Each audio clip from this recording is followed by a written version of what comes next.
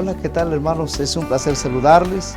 Quiero hacerles igual la invitación de que puedan conectarse a través del Facebook Presente 7. El título de la lección de esta semana, vamos en la lección número 11, es precisamente Pedro y el gran conflicto. Yo quiero invitarlos para que no olviden que todos los textos claves que vienen al inicio de la lección debemos memorizarlo. El texto clave de esta semana se encuentra registrado en 1 de Pedro 2.9. Es un texto muy común, muy conocido. Así es que es importante que nosotros podamos hacer el hábito de memorizar. Ahora, hermanos, analicemos esta lección como lo hemos hecho durante todas las semanas anteriores, con 5 puntos. Pedro y el gran conflicto. Ustedes van a recordar, hermanos, que los escritos de Pedro abundan con el tema del gran conflicto. Tal vez sea porque él sabía por sí mismo cuán fácil es caer presa de los engaños de Satanás. Él se daba cuenta de cuán real es la lucha. Por eso Pedro escribe precisamente en uno de sus escritos en 1 Pedro 5.8. Dice: sed sobrios y velad, porque vuestro adversario el diablo, como león rugiente, anda alrededor buscando a quien devorar. Pedro afirma su fe tan positivamente por causa de sus propios fracasos. Él sabía lo que era negar a Jesús y tratar de acomodarse a la multitud para no ser condenado como seguidor de Cristo. Ahora, miren, hermanos, vamos a analizar el primer punto a través de alguna pregunta, comentarios de esta lección. Punto número 1. Por su gracia, Dios nos ha rescatado para ser su pueblo. Por eso el apóstol Pedro dice: mas vosotros sois linaje ¿qué? Escogido, real sacerdocio, nación santa, pueblo adquirido por Dios, para que anunciéis las virtudes de aquel que os llamó de las tinieblas a su luz admirable. Ahora, es importante que aunque haya pasado tiempo de haber aceptado el sacrificio de Cristo y a través del santo bautismo, hay una pregunta que es importante recordarla. ¿Qué papel juega la gracia? ¿Qué papel juega la gracia en nuestras vidas? De este modo, es importante que nosotros podamos comentar. Queremos que envíes tu respuesta. Esta pregunta es tan importante, tan básico en la experiencia del cristiano. La gracia, ¿qué papel juega en nuestras vidas? Yo quiero que envíes tu respuesta, ¿está bien? Así que puedas comentar qué papel juega la gracia en nuestras vidas. Yo quiero darte apenas un panorama breve ante esta pregunta. La gracia en nuestras vidas juega un papel tan trascendental porque garantiza nuestra salvación. Nos hace recordar que nosotros no somos salvos por nuestras propias obras.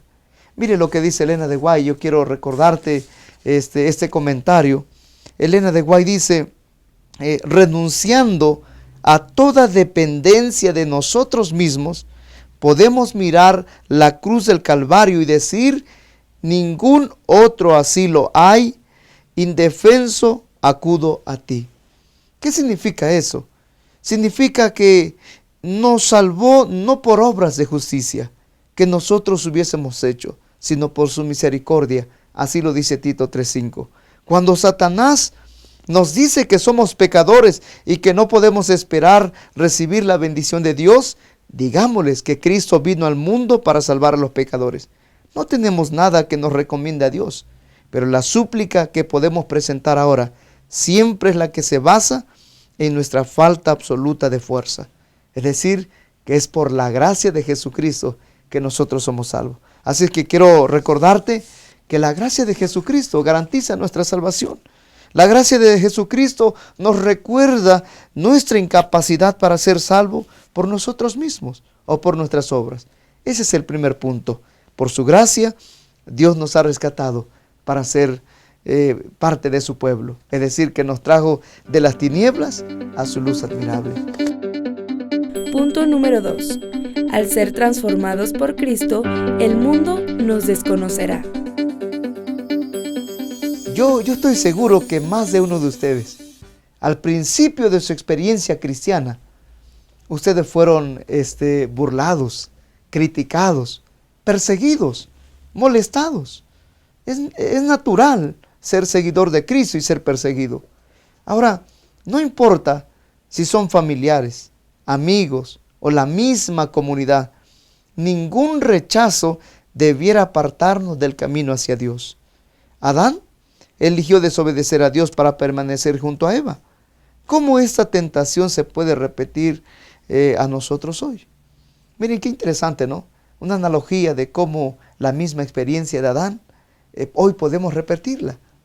¿Qué quiero decir con esto? Déjame leerte un comentario que me parece apropiado para este momento. Ustedes van a recordar, ¿ya? Van a recordar que en la experiencia cristiana hay de vez en cuando la presión del grupo. La presión del grupo quiere decir que cuando tú abandonas ese grupo porque decides hacer la voluntad de Dios, decides hacer lo que le agrada a Dios, es entonces donde viene esa crítica, esa persecución, esa presión del grupo de burlarse de que nosotros seguimos a Cristo. El apóstol Pedro fue muy claro en sus escritos. Pedro comenta que los creyentes habían estado haciendo lo que les agradaba a otros. Así lo dice 1 Pedro 4:3. Pero ahora las cosas habían cambiado. Los creyentes eran considerados extraños por no unirse a la multitud y se volvieron objeto de insulto y humillación. Eso está en el verso 4. Es en situaciones como esta, queridos hermanos, donde Satanás puede usar a viejos amigos para desanimarnos en nuestro caminar con Dios. Miren qué es interesante. Es decir, cuando tú abandonas tus malos hábitos. El apóstol Pedro, decía que antiguamente practicábamos los frutos de la carne. Pero cuando permites que tu vida sea dirigido por los frutos del Espíritu, entonces te vuelves extraño a las personas que hacen cosas sutiles, perversas y que no agradan a Dios. Quiero decirte, apreciable hermano, ¿cuántos conoces? Y yo estoy seguro que has tenido la experiencia. ¿Cuántos conoces que se doblegaron bajo la presión de expectativas de otros, en vez de mantenerse firme en lo que creían? Este tipo de circunstancias son especialmente difíciles para los jóvenes.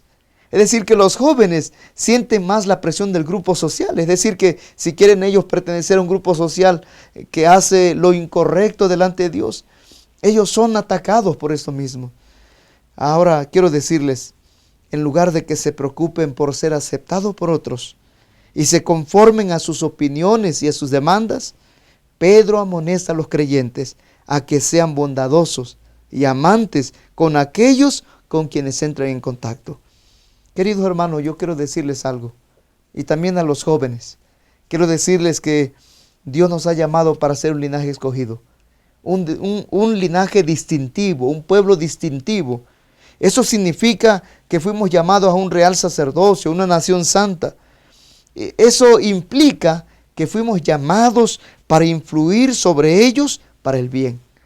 Es decir, no para separarnos y tal vez solamente como enemigos los vemos, no. Somos llamados también para ser un pueblo que influya en ellos para bien. En oposición, para permitir que influyan en nosotros para el mal. La historia trágica del pueblo de Israel. Ellos fueron llamados como un pueblo escogido para influir en los paganos. Tristemente, la historia termina mal porque ellos fueron influenciados por los pueblos enemigos. Punto número 3. Desechar las advertencias divinas nos traerá fracaso. ¿Cómo desechar las advertencias divinas puede traernos fracaso? En este contexto es importante comprender esa pregunta. ¿Cuán importantes deben ser las profecías en nuestro tiempo? ¿Cuán importante? El apóstol Pedro dice, y tenemos la palabra profética más segura. ¿Qué significa esto? Mire, te voy a confirmar lo que dice Salomón en Proverbios 29:18. Dice, sin profecía el pueblo será disipado. El pueblo sin profecía será desenfrenado. ¿Qué significa la importancia de que las profecías puedan ser comprendidas en nuestro tiempo? Esa es la primera pregunta. Y saben que esta pregunta tiene mucha relevancia. ¿Por qué? Porque es precisamente a través de la palabra profética en que nosotros podemos asegurar todas las promesas y las esperanzas dados a un pueblo de Dios. Por ejemplo, la segunda venida de Cristo. La segunda venida de Cristo. El apóstol Pedro lo sufrió en aquellos días. Hay gente que no creía y que anunciaba y que se burlaba de que Cristo no regresaría más. Con argumentos científicos, con el racionalismo también evidenciaban que jamás Cristo regresaría. Y saben que esos mismos burladores es una réplica de la misma voz que se escuchó en el jardín del Edén, cuando Satanás dijo, no moriréis. Entonces ahora en los últimos días lo mismo habrá burladores que dirán, Jesús no regresará.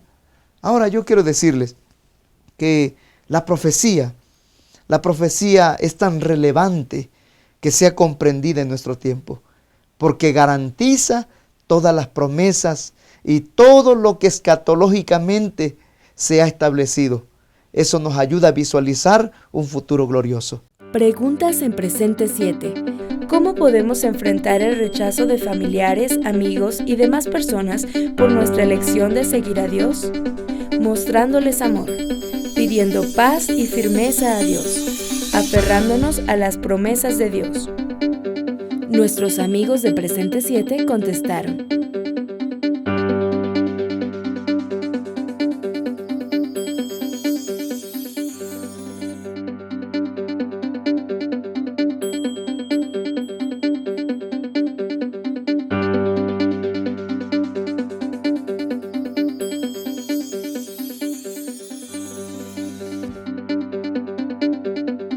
Punto número 4. Satanás y sus seguidores tratarán de hacernos caer contradiciendo las palabras de Dios. Ahora yo quiero dejar una pregunta en tu mente y quiero que me ayudes a contestarlo también. ¿Qué engaños sutiles son usados actualmente por el enemigo? ¿Qué engaños utiliza el enemigo en nuestros días? Es importante que nosotros podamos recordarlo. Ustedes van a observar precisamente que esta declaración está explicado en la parte del día miércoles 9 de marzo acerca de los burladores. Y es claro que el apóstol Pedro en el capítulo 3 del 1 al 4 declara cómo la actitud de los burladores, es decir, cómo un coro de burladores con sus argumentos racionales y científicos, ellos trataban de neutralizar la fe de los creyentes y razonan que Jesús no está volviendo, porque todo continúa, dice, como siempre ha ocurrido. Pedro sugiere que los motiva su deseo de mantener su estilo de vida lujurioso. Pero hermanos, ¿qué engaños sutiles está utilizando Satanás?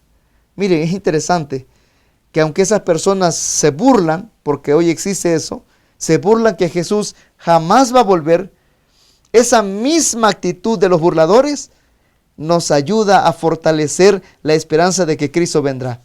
¿Sabe por qué? Mire, le voy a decir por qué. Porque una de las señales antes de que Cristo venga, el apóstol Pedro dice que habrá burladores. San Pablo también lo dice, que habrá burladores. Eso significa que cada vez que oímos a alguien burlarse de la idea de que Jesús regresará, él mismo está cumpliendo una profecía. Miren qué interesante. Por eso quiero decirles, apreciables hermanos, que los engaños sutiles que son usados actualmente por Satanás son los burladores. Pero esos mismos burladores nos ayudan a tener la evidencia de que son parte del cumplimiento de las profecías. Eso significa y confirma de que hoy esas actitudes nos ayudan a decir que Cristo viene pronto. Ahora, ¿cómo podemos proteger nuestra fe de esos ataques? ¿Cómo podemos protegernos? Miren, es importante que nosotros, apreciables hermanos, podamos entender que la profecía es tan vital para nosotros los cristianos. La única forma de poder contrarrestar y no permitir que nuestra fe se mine ante esas cuestiones de los engaños satánicos es cuando vamos a la palabra de Dios. San Pedro dice, tenemos la palabra profética aún más segura. Preciables hermanos, yo quiero invitarlos. ¿Cómo podemos proteger nuestra fe de esos ataques? Cuando vayamos a las Sagradas Escrituras. Presente 7 te pregunta, ¿qué engaños sutiles son usados actualmente por el enemigo que contradicen la palabra de Dios? El enemigo realmente, quiero mencionar que él nos conoce muy bien. Lleva muchos años estudiando al ser humano, conociéndonos individualmente y conoce realmente cuál es nuestro pie más débil, por así decirlo. Pablo menciona en sus epístolas que el ser humano tiene picazón de oír y que precisamente por eso va a llegar el enemigo utilizando a falsos maestros para enseñar conforme a sus concupiscencias. Y esta es una de las maneras como yo creo que nos engaña ahora porque el ser humano no se acostumbra o no busca, mejor dicho, estudiar la Biblia de una manera más profunda. Tocamos evangelio muy superficial y nos dejamos convencer por las buenas cosas que Dios nos ofrece, pero no nos comprometemos con Él. Y hay muchas denominaciones que utilizan esto para engañar. El enemigo, mejor dicho, utiliza muchas personas que enseñan cosas desviadas de la Biblia para simplemente hacer sentir bien a las personas y no comprometerse con Dios. El enemigo sabe que el comprometerse con Dios es algo que le hace a Dios ganar cada pelea en esa persona. Pero él busca, el enemigo,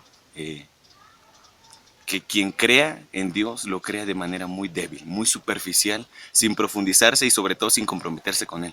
Porque si no hay compromiso, pues no hay una dependencia o una necesidad fuerte de Dios. Y nada más nos vamos por la gracia, por las emociones, por la prosperidad, por recibir de Dios mucho sin entregarle nada realmente a Él. Entonces, en resumen, siento que el enemigo está utilizando la misma palabra de Dios, el mismo evangelio, para engañarnos de una manera muy superficial.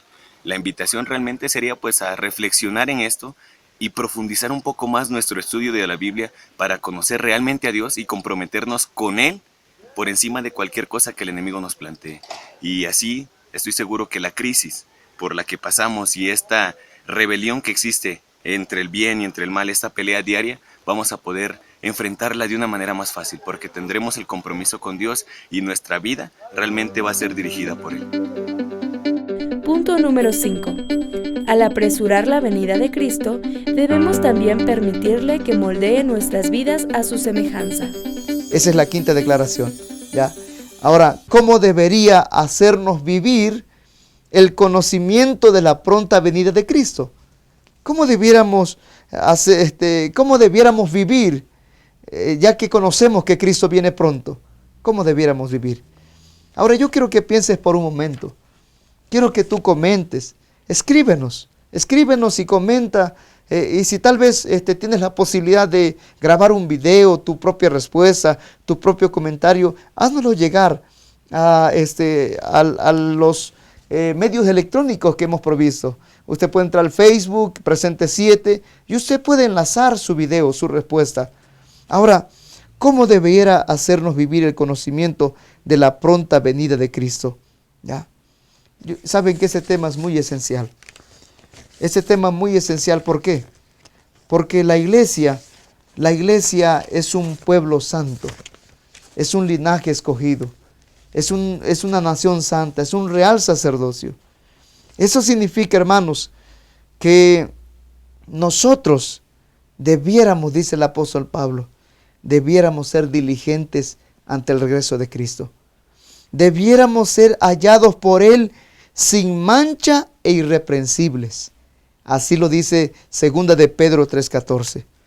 Pero miren, hay otro versículo, el versículo 15, que dice, la paciencia de nuestro Señor es para salvación. ¿Cómo debiéramos vivir ahora que conocemos que Cristo viene pronto?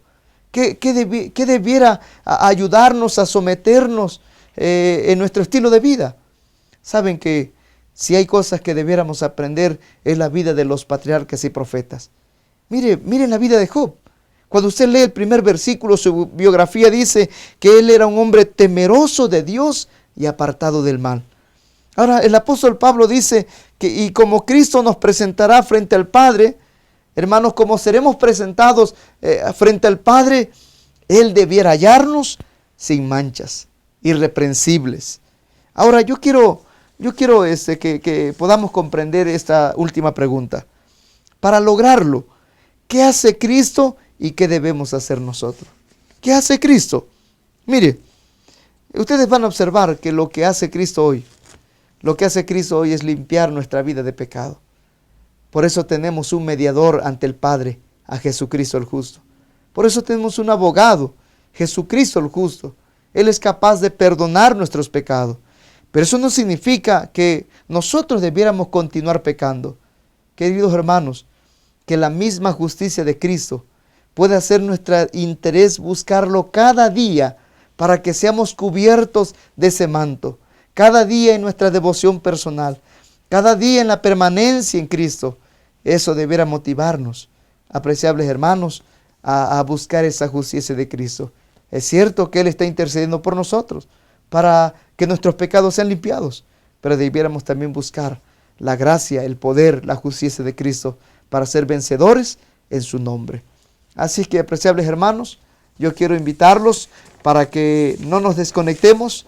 Yo quiero invitarlos para que juntos podamos enviar nuestros comentarios a las preguntas que hemos analizado. Yo pude dar solo algunas breves comentarios, pero queremos que ustedes nos ayuden a fortalecer aún todavía las respuestas a estas preguntas.